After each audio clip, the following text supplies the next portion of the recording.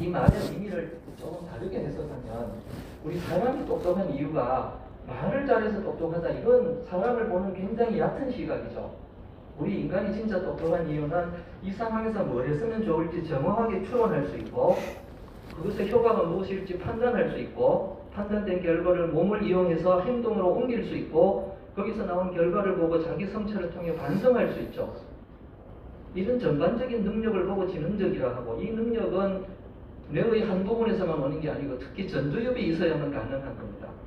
그러니까 대형 언어 모델은 우리 사람으로 말하자면 말하는 정도의 그 뇌의 한 부분에 불과하다면 참된 행동지능을 위해서는 전두엽이 필요하구나 그 말입니다. 그것이 바로 구조를 통해서만 구현 가능하고 뇌의 어느 기능을 위한 세포를 아무리 늘린다고 해서 참된 지능이 나올 수 없다는 것인 거죠.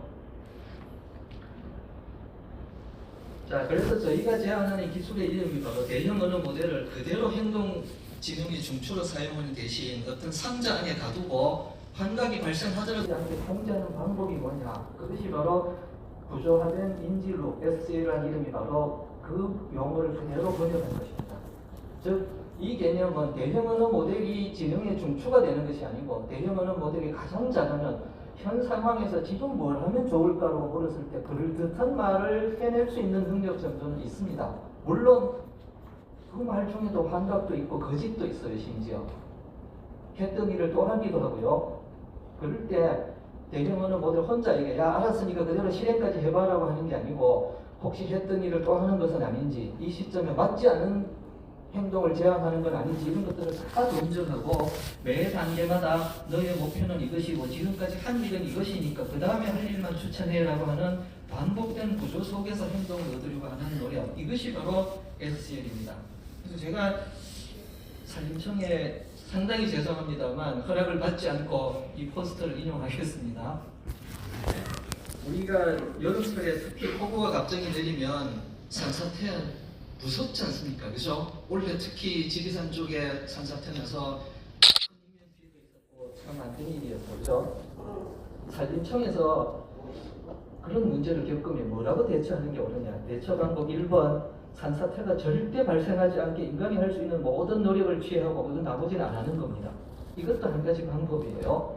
그래서 산사태가 발생할 만한 곳에 철조망으로 건물을 악착같이 치고 뭐 사람을 몇 미터 떨어지게 하고 별 노력을 다 하는 방법이 있겠죠. 그죠? 그래서 산사태를 발생하지 않게 하는 것이 한 가지 방법이지만 여러분 상식적으로 이것이 가능하지도 않을 뿐더러 가능하다고 해도 투자 대비 효과가 너무나 떨어지는 방식이죠. 그래서 산림청에서 그런 식의 이상한 목표를 설정하지 않습니다. 뭐라고 하느냐? 산사태를 막을 수는 없지만 피할 수는 있습니다. 와, 저에게 너무나 큰 영감을 준 포스터였습니다. 이 자리에 산사태라는 말 대신에 환각이라고 딱 바꾸면 에이전트가 바로 행동지능이거든요. 환각이 발생할 때 에이전트가 어떻게 해야 되느냐? 환각을 막으려고 하지 말고 못 막으니까요. 이론적으로도 못 막고 기술적 어떻게 피하느냐? 대형 언어 모델에게 제발 환각 일으켜주지 마십시오라고 빈다고 될 일이 아니고 상자 안에 LLM을 가두고 대형 언어 모델을 가두고 환각이 발생하더라도 잘못된 행동으로 이어지지 않게 연결선을 잘라주는 그리고 매 순간 목표를 리마인드 해주고 목표 지향적으로 계속 옮겨갈 수 있도록 반복적인 구조 속에서 동작을 시키면 이런 환각은 거의 대부분 걸러집니다. 이 구조를 실현한 것이 바로 SCL이라는 기술입니다. SCL은 제품의 이름이라기보다는 행동지능을 구현하기 위한 시스템을 설계하는 개념 구조입니다. 이 개념 구조는 저만 만들 수 있는 게 아니고 다른 분들도 만들 수 있어요. 개념적으로 말이야 쉽게 할 수 있잖아요. 이런 정도야 저 그림은 나도 그릴 수 있었는데 그럼 다른 분들이 설명하고 있는 기술과 SCL이 근본적으로 뭐가 다른가? 자, 다른 분들이라고 하니까 너무 대상이 큽니다. 포괄적입니다만 오픈 AI나 구글 같은 데서 보면 에이전트 모드라는 서비스를 다 공개하고 고급 사용자한테 사용할 수 있게 열어주고 있죠. 그죠? 그 에이전트 모드가 있으면 무슨 지시를 내리면 항상 정확하고 투명하고 재현 가능하게 동작하느냐 천만의 말씀이라는 걸 여기서 당장 데모를 보이고 스스로 그렇게 동작하지 않는다고 실토 자백하게 만들 수 있습니다. 이따가 시연을 통해 보여드리겠습니다. 그럼 도대체 SCL은 무엇이 어떻게 다르기 때문에 다른 에이전트 기술들이 그렇게나 오동작하는 데 비해서 상대적으로 거의 오동작이 없는가? 그 이유는 핵심은 단 한 가지입니다. 대형 언어 모델에게 인지 기능의 과부하를 주지 않는 방식입니다. 다른 대부분의 에이전트 기술은 어떻게 동작하냐면 대형 언어 모델을 점차 크기를 키워서 더 많은 인지 부하를 거기다 줍니다. 추론도 너가 하고 기억도 너가 하고 목표 판단도 너가 하고 실행도 너가 하고 이런 식이에요. 그러니까 규모만 크면 이 문제가 풀릴 거라 생각하면 모든 인지적인 요구사항을 대형 언어 모델에게 한꺼번에 퍼붓는 방식을 쓰는데 SCL은 절대 그런 방식을 쓰지 않습니다. 완전 반대 방향으로 갑니다. 목표를 달성하도록 통제하거나 어느 순간에 발생하는 환각을 어떻게 제어하거나 기억을 어떻게 관리하느냐 하는 것을 대형 언어 모델로부터 철저하게 외부화하고 이들끼리의 상호적인 유기적인 상호작용을 통해서만 지능이 실현될 수 있도록 반복 구조 속에서 동작시킨다는 거죠. 이렇게 행동지능을 구현한 사례가 더 있느냐 찾아보십시오. 뭐 구글 검색을 하시든 챗GPT는 제미나이를 쓰시든 찾아보십시오. 오늘 제가 이 발표 이후에 만약에 발표 자료를 여러분이 확보하신다면 그걸 그대로 챗GPT 같은 데 업로드 하시고 이처럼 인지부하를 외부에 완전히 외부화하고 별도의 순환 구조를 통해서 지능을 얻는 다른 시도들이 있냐고 물으면 부분적으로 이런저런 시도를 한 것들만 있을 뿐이지 SCL처럼 완벽한 구조를 가지고 인지 기능들의 대부분을 외부화한 솔루션은 없습니다. 제가 세상에 이런 것이 없다고 말씀드리는 게 아니라 이렇게 구조적으로 처음부터 시스템을 설계하려고 하고 완전히 인지 기능을 외부화시키는 대형 언어 모델의 외부화하는 식의 시도는 유일하다고 봅니다. 있으면 좋겠습니다만 저희 경쟁자가 있으면 저도 더 빨리 발전하고 좋겠습니다만 저도 나름대로 많이 탐색하고 제가 남들과의 차별성을 위해서 더 많이 연구한 결과로는 없습니다. 자, 그래서 이런 방식으로 행동지능이 구현된다는 얻는 핵심 장점이 뭐냐? 바로 이 세 가지입니다. 정확하게 동작하고 투명하게 동작하고 재현성이 있다는 점. 구현한다고 말씀드린 적도 없고 저의 목표는 초지능도 아니고 초지능이 뭔지도 모릅니다. 인류가 동의한 적이 없는 이상한 용어를 언론에서 쓰고 있는 것뿐이고 마케팅에서 쓰고 있는 것뿐입니다. 저는 지능이 올바르게 우리에게 신뢰를 받고 사용될 수 있는 지능이 되기 위한 최소한의 기본 조건, 정확하고 투명하고 재현 가능한 행동지능을 보이는 것, 그것이 첫째 목표이고 이것이 가능하다면 초지능을 믿는 분들에게 초석이 될 수 있기를 바라는 수준입니다. 자, 오늘 이렇게 기술을 설명드리면 야 이제 뭐 인공지능의 모든 문제는 다 풀렸고 대형 언어 모델은 저리 가라 그게 아니고요. 물론 그럴 수 있는 수준의 행동지능이라는 분명한 목표를 가지고 출발하는 것이고 다른 분들도 행동지능을 구현하기 위해서 그렇게 애를 쓰시지만 믿을 만한 수준에 이르지 못하는 이유가 뭔지를 제가 설명드린 겁니다. 대형 언어 모델을 행동지능의 중추에 두고 모든 인지 과부하를 주는 한 안 풀리는 문제라는 것이고요. 우리 SCL처럼 인지 부하의 대부분을 외부화시키고 순환적 구조 속에서 환각의 행동으로 이어지지 않게 하는 것이 올바른 방향이라는 이 점을 말씀드린 거예요. 그래서 SCL이 이것만 있으면 초지능이 된다는 말씀으로 절대 오해하지 마시고 기사에 혹시 그런 건 나가면 제가 즉시 정정 요청드리겠습니다. 그게 아니라 첫 번째 설명에 보면 안전하고 신뢰 가능한 틀이 되기를 원한다. 여러분 지능적인 존재라면 일 시키면 시킨 대로 잘 해야지 최소한 그죠? 거기에 야 왜 그렇게 융통성이 없냐 좀 융통성 있게 해봐라고 유연성을 줄 수 있을 뿐이지 올바르게 행동하지도 않는 어떤 존재를 보고 지능이라고 말하는 건 무리가 있다는 거죠. 그래서 신뢰할 수 있는 안전하고 신뢰할 수 있는 행동지능의 틀이 바로 SCL이 제공하고자 하는 바고요. 그럼에도 불구하고 여전히 제한사항도 있습니다. 제가 SCL을 제안했으니까 무조건 저게 공짜로 얻어지느냐 하는 그건 아니고요.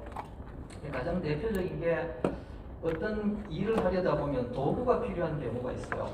예를 들어 여행사에 예약을 하려면 뭐가 필요합니까? 계정부터 만들어야 되고 뭐 신용카드도 있어야 되고 준비해야 될 것들이 있죠. 그죠? 이런 것들을 도구라고 합니다. 이 행동지능에서는 도구가 일종의 소프트웨어로 표현되는데요. 이 소프트웨어가 있고요. 두 번째 또 재밌는 것이 예전에는 에이전트를 아무리 잘 만들어도 지시할 내용이 조금만 바뀌면 프로그램을 다시 작성해야 되는 경우가 크다 했습니다. 그러니까 경직된 지시만 수행할 수 있지 유연한 지시에 대한 대응 능력이 굉장히 떨어지는 방식이라는 거죠. 그런데 이 SCA를 통해서 구현한 최도원들을 써보시면 제가 데모에서 보여드리겠습니다만 도구의 종류만 바꾸면 얼마든지 그대로 사용할 수 있는 경직된 구조가 아니고 도구의 종류가 유지된다면 지시를 아무리 유연하게 해도 별도의 프로그래밍 노력이 하나도 들지 않고 그대로 동작하는 현상을 보여드릴 거고요. 그리고 세 번째, 이건 좀 충격적으로 보셔야 되는데 그렇게 동작하는 에이전트를 다 개발한다면 배포를 해야 되죠. 스마트폰 앱으로 내놓거나 웹브라우저에서 쓸 수 있는 서비스로 내놔야 되죠. 이 과정이 또 코딩 노력이 필요합니다. 그러니까 어지간한 업체에서 조직에서 에이전트를 구현하려면 에이전트 자체를 구현하는 능력이 있는 분도 계셔야 되고 그런 식으로 만든 결과물을 다시 앱이나 웹 서비스로 만드는 기능을 갖춘 분을 또 뽑으셔야 됩니다. 인력 한두 명으로 할 수 있는 일이 아닌 경우가 많다는 거죠. 그런데 제가 이따 시연으로 보여드리겠습니다만 이 모든 것이 그냥 마법처럼 될 것입니다. 정말 스티브 잡스가 하신 말씀 그대로 It just works이고요. 그리고 이 비유를 조금 달리 들면 여러분 세대에는 이 비유가 잘 통할 것 같습니다. 제가 운전면허 시험을 보러 갔을 때는 스틱 자동차밖에 없던 시절이었어요. 변속기가 자동 변속기가 없던 시절에 운전면허를 따러 갔었는데 그래서 제가 국가고시에서 한 번에 통과하지 않은 시험이 딱 한 가지가 있는데 운전면허 시험이었습니다. 무려 3번이나 시험을 봤는데요. 왜 떨어졌느냐? 언덕길에서 차가 뒤로 밀리고 시동이 꺼지고 하는 기분 나쁜 일을 2번이나 겪었어요. 그런데 젊은 세대분이시나 또는 나중에 다시 면허를 취득하신 분들은 제 이야기가 얼마나 낯선 이야기인지 아실 겁니다. 요즘 누가 스틱 자동차 가지고 뭐 영업용 면허나 또는 대형 면허가 아니면 스틱 자동차를 운전하실 이유 자체가 없잖아요, 대부분. 그죠? 그래서 과거에 가장 어려웠던 반클러치나 언덕길에서 차가 안 밀리게 하거나 시동이 안 꺼지게 하는 일은 이제는 일도 아닙니다. 가장 쉬워졌습니다. 이 비유가 이해되십니까? 보통의 에이전트 만드는 기술은 수동 자동차 모는 것처럼 어려운 점이 곳곳에 그런 식으로 반복되어 있는데 이 SCL을 구현한 기술은 마치 자동 변속기가 있는 차량처럼 빨리 가고 싶으면 세게 밟으면 가고 천천히 가고 싶으면 브레이크를 밟아주면 되고 완전히 서고 싶으면 브레이크 밟고 있으면 뒤로 안 밀리고 시동이 안 꺼집니다. 가장 어려워 보였던 일이 가장 쉽게 보이죠. 그래서 이 최던더가 여러분에게 보여드리는 가치가 바로 이것입니다. 코딩 노력을 최소화하고 매우 유연하면서 가장 어려워 보였던 부분을 가장 쉽게 보이게 만들어주는 마법 같은 기술. 제가 딴 건 함부로 이런 용어 안 씁니다만 그냥 됩니다라는 말이 되려면 마법 같아야죠. 그죠? 그래서 오늘 데모에 여러분 결과도 중요하지만 잠시 이 내용을 좀 읽어봐 주시기 바랍니다. 자, 어떤 조직에서 여행을 가기 위해서 뭐 비서국이나 또는 누군가에게 인사부 누군가에게 지시를 내렸어요. 그죠? 그것 때문에 지금 시각이 얼마냐고 물으면 아니 솔직히 챗GPT는 요즘은 지금 시각이 얼마냐 물으면 답을 합니다. 근데 예전에는 뭐라고 대답하는지 아세요? 저는 뭐 2023년 10월까지 훈련된 모델이라서 지금 시각이 뭔지 모릅니다. 이런 답을 했죠. 그죠? 이 최돈도에서는 이런 질문에 왜 답이 나오는가를 한번 쫙 보시면 뭐라고 나옵니까? 무슨 코드를 생성한 다음에 그 코드를 실행했더니 그 결과가 이런 게 나왔고 이걸 말로 옮기면 이와 같습니다 라고 설명이 되는 거예요. 이 작은 예만 보셔도 지금 시각을 알아내기 위해서 챗GPT가 무슨 지금 시각을 기억해서 몇 시 몇 분이라고 말하는 게 아니잖아요. 그죠? 외부 기능을 호출해서 시간을 알아낼 수 있는 코드를 강제로 만들어서 실행하고 결과를 우리가 알아듣기 쉬운 말로 표현했을 때 이런 게 보이는 거죠. 이게 도구의 위력입니다. 이 정도는 챗GPT도 이런 기능이 있어요. 그러니까 저만 세상에 이런 걸 한다고 오해하시면 안 됩니다. 이제 드디어 데모 하나를 보여드릴게요.